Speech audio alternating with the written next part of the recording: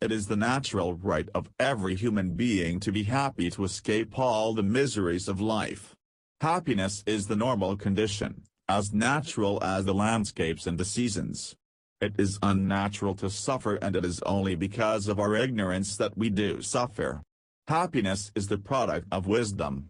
To attain perfect wisdom, to comprehend fully the purpose of life, to realize completely the relationship of human beings to each other, is to put an end to all suffering, to escape every ill and evil that afflicts us. Perfect wisdom is unshadowed joy. Why do we suffer in life?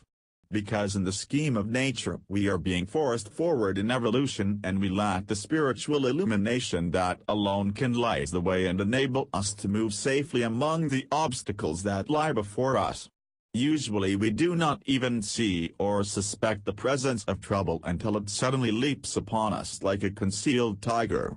One day our family circle is complete and happy.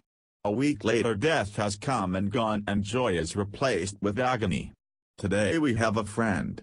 Tomorrow he will be an enemy, and we do not know why. A little while ago we had wealth and all material luxuries. There was a sudden change, and now we have only poverty and misery, and yet we seek in vain for a reason why this should be. There was a time when we had health and strength, but they have both departed, and no trace of a reason appears.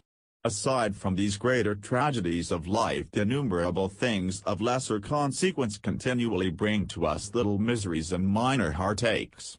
We most earnestly desire to avoid them, but we never see them until they strike us, until in the darkness of our ignorance we blunder upon them.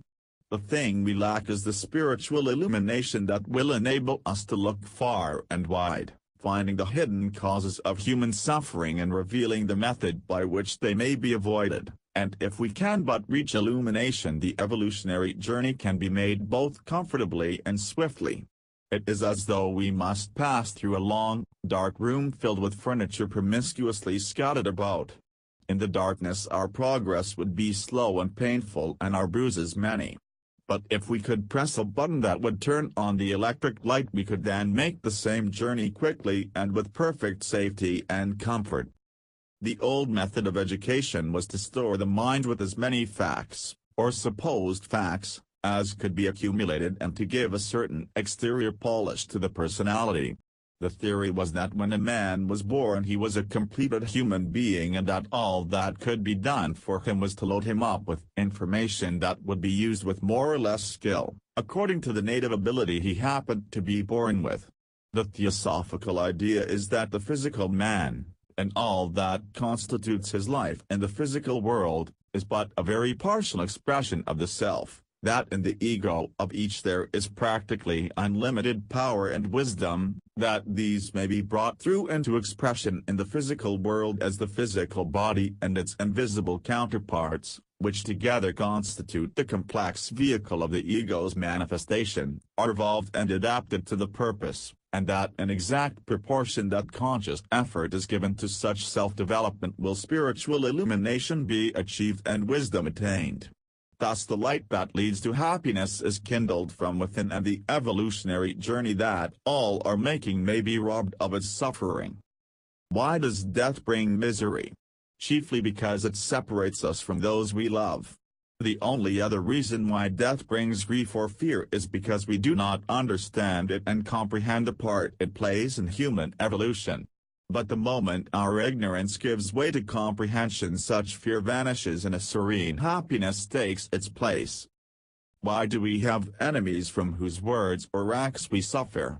Because in our limited physical consciousness we do not perceive the unity of all life and realize that our wrong thinking and doing must react upon us through other people, a situation from which there is no possible escape except through ceasing to think evil and then patiently awaiting the time when the causes we have already generated are fully exhausted. When spiritual illumination comes, and we no longer stumble in the night of ignorance, the last enemy will disappear and we shall make no more forever. Why do people suffer from poverty and disease?